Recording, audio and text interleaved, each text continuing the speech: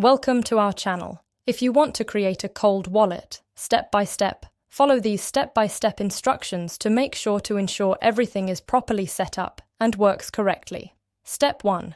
Open your web browser or mobile app and navigate to the relevant platform or website. Be sure to make sure you're logged in with your account credentials if required.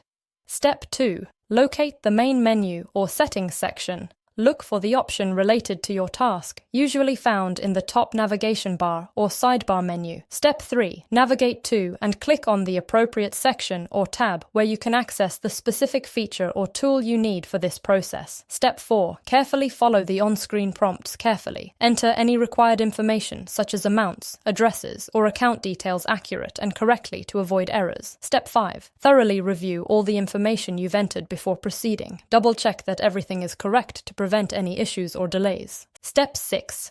Confirm your action by clicking the Submit or Confirm button. Wait for the system to process your request, which may take a few moments. Step 7. Carefully check your email or notification center for a confirmation message. This verifies that your action was completed successfully. Step 8. Go ahead and log back into your account to verify that the changes have been applied. Ensure everything appears as expected and is functioning properly. Don't forget to like this video and subscribe to our channel.